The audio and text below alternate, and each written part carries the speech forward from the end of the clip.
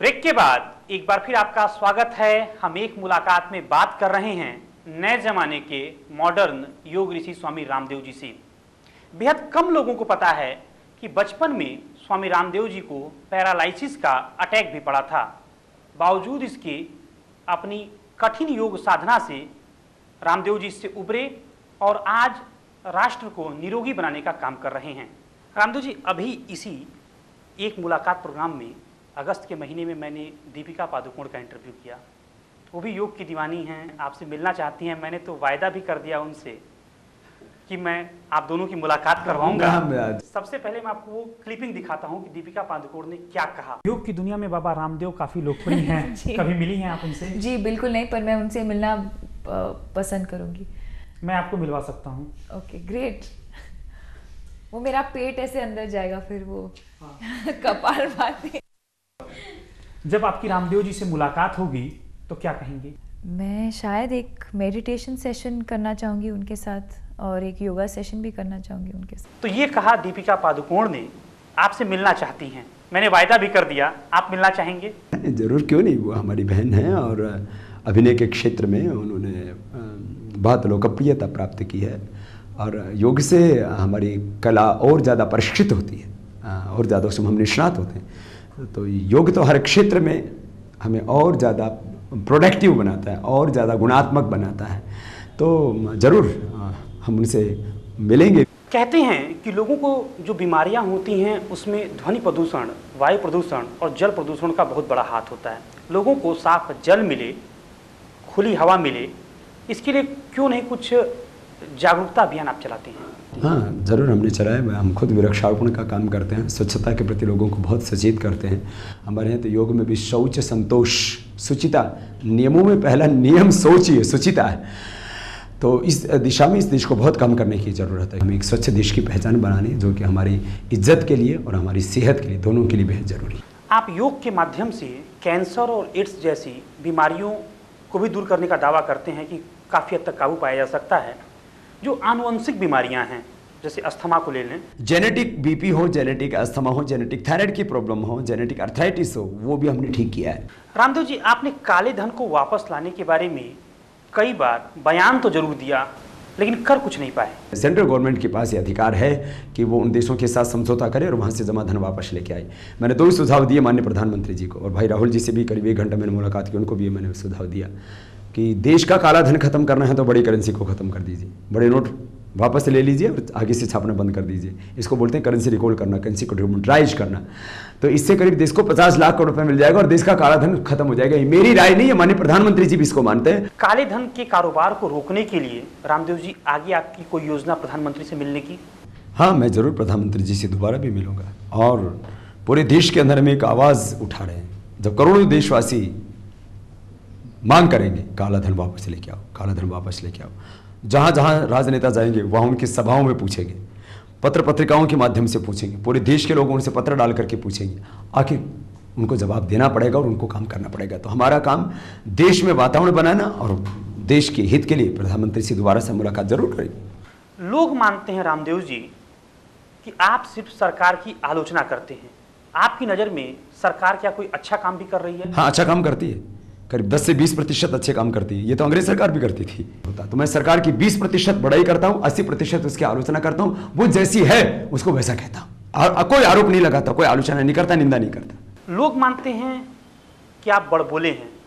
आपको नहीं लगता कि कई बार आप ज्यादा बोल जाते हैं? मैं सत्य बोलता हूँ और सत्य बोलना यदि किसी को बड़बोलापन लगता है तो मुझे किसी से सर्टिफिकेट नहीं चाहिए। अयोध्या का मामला इस समय बेहद चर्चित है। अभी 30 सितंबर को ही इलाहाबाद हाईकोर्ट की लखनऊ खंडपीठ ने अपना फैसला सुनाया। आपको क्या लगता है कि अब वर्तमान परिदृश्य में अयोध्या मामले का हल क्या है? कोर्ट ने एक बहुत ही ऐतिहासिक और बहुत ही संतुलित निर्णय दिया। मुझे लगता है सब पक्षों को इसको मान लेना चाहिए और जो अब सरकार के पास जो लैंड है और जो है किस तरह से मंदिर और मस्जिद वहाँ पर बने, इसके बारे में बातचीत करके इसका मामले को जो है हमें एक बहुत बेहतर तरीके से जो है इसका समापन करना चाहिए। पूरी दुनिया ये देखे कि अब भारत जो है वो मंदिर मस्जिदों के नाम पर न लड़ नहीं रहा है, हिंदू और मुसलमान के नाम पर लड़ नहीं रहा है। तो मुझे लगता है पूरी दुनिया को दिखा देने का वक्त है कि हमारे दिलों से घृणा नफरत खत्म हो गई है और हम हिंदू और मुसलमान साथ साथ मिलकर के हिंदुस्तान को आगे बढ़ाएंगे। आपकी कोई योजना अयोध्या मामले पर मध्यस्थता करने की? नहीं, मैं मुस्लिम लीडर से भी बात कर रहा हूँ कि भाई अब हमको जो है ये पूरे देश के लोग जो है इस बात को मान चुके हैं, और जैसे हम मोहम्मद साहब के प्रति इज्जत करते हैं, ऐसे ही देश के 20 करोड़ के करीब मुसलमान भगवान राम के प्रति भी वैसे ही इज्जत रखते हैं जैसे 80 करोड़ से ज़्यादा हिंदू। तो वो भी चाहते हैं कि भगवान श्री राम का जन्म अयोध्या में हुआ और वहाँ उनका मंदिर बनना चाहिए। सब मुसलमानों की मान्यता मैं आपको दिखाई देना चाहता हूँ। तो अब मुझे लगता है ये विवाद खत्म होने का की बारी आ गई है, और बहुत जल्दी मैं आशान्वित हूँ कि विवाद खत्म होगा और हम बुनियादी चीज़ों पर आए। देश का कोई एक राजनेता हमें बताइए जिसके काम से आप प्रभावित हों। देश में बहुत से राजनेता हैं जिनसे बहुत उम्मीदें हैं। तो मैं एक ही बात कहूँगा इस पूरे विषय में, सब लोगों को बेईमान कह देना, सब लोगों को गलत कह देना भी बहुत गलत बात होगी। अच्छों की संख्या कम हो गई है, उसको बढ़ाना। राष्ट्रभक्ति के गीतों को भी पसंद करते हैं, अपनी पसंद का कोई एक गीत? हो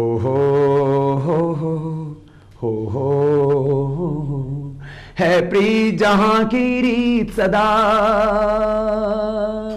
है प्रीत जहां की रीत सदा, मैं गीत वहां के गाता हूँ। भारत का रहने वाला हूँ, भारत की बात सुनाता हूँ। है प्रीत जहां की रीत सदा, जीते हो किसी ने देश तो क्या हमने तो दिलों को जीता है। यहाँ राम अभी तक है, नर में नारी में अभी तक सीता है। इतने पावन हैं लोग यहाँ, इतने पावन हैं लोग यहाँ, मैं नित नित शीश झुकाता हूँ। भारत का रहने वाला हूँ, भारत की बात सुनाता हूँ। रामदेव जी, आपका गीत सुन के तो मेरे रोंगटे खड़े होते हैं। रामदेव जी, आपके जीवन की कौन सी ऐसी बात है जो लोगों को बेहद कम पता है? मेरी लोकप्रियता, मेरा सामाजिक, आध्यात्मिक, आर्थिक सामर्थ्य तो सबको पता है, लेकिन उसके लिए मैंने कितना अपमान, कितनी उपेक्षा, कितना विरोध और कितने कष्ट झेले हैं, शायद ये बहुत कम लोगों को पता है। मैं चाहता हूँ कि मेरा देश जो है मेरी खुशियों को ही देखे, गम को मैं खुद ही भी। लेकिन आपकी जन्मतिथि को लेकर, वास्तविक जन्मतिथि को लेकर मिस्ट्री अभी बरकरार है। दरअसल वो मुझे ही नहीं पता है तो देश को कैसे? आपकी वास्तविक उम्र का मुझे भी पता नहीं है। सच बात है कि ना मुझे पता है। मैंने अपनी माँ से भी कई बार पूछा, मैंने कहा माँ मैं किस दिन पैदा हुआ था ये तो बता। बोले बेटा बस इतना बता, तो सुबह के समय पैदा हुआ था। आपकी वास्तविक उम्र क्या है?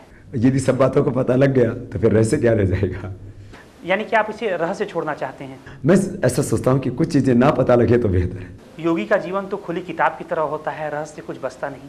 इसलिए मैं खुली किताब की तरह ही जीता हूँ। आप बाबा हैं लेकिन कुंडली, राशिफल और ज्योतिष पर विश्वास नहीं करते। मैं कर्म पर विश्वास करता हूँ, और जो गणित ज्योतिष है उसको सच मानता हूँ। फलित ज्योतिष में मेरा भरोसा नहीं है। हमने सुना है आपको कुश्ती लड़ने का भी शौक है। हाँ, बचपन में बहुत कुश्ती की है और अभी भी कुश्ती तो जारी है। पहले शारीरिक थी, अब वैचारिक है। धन्यवाद रामदेव जी, हमसे बातचीत के लिए अपना व्यस्त समय निकालने के लिए। मनोज, आपको भी और जो है डीडी के देश भर में फैले करोड़ों दर्शकों को भी मेरे हृदय से बहुत बहुत शुभकामनाएं। तो ये थे नए जमाने के मॉडर्न योग गुरु स्वामी रामदेव जी, जिन्होंने बेहद खुले दिल के साथ, बेबाकी के साथ अपनी राय हमारे बीच रखी। रामदेव जी ऐसे इंसान हैं जिन्होंने बचपन में भयंकर गरीबी देखी, पैरालिसिस जैसी तोड़ कर रख देने वाली गंभीर बीमारी का अटैक झेला। बावजूद इसके अपने आप को कठिन योग साधना की बदौलत मानसिक तौर पर इतना मजबूत बनाए रखा कि आज घोर भ्रष्टाचार के जमाने में अकेले भ्रष्टाचार से लड़ने का साहस रखते हैं।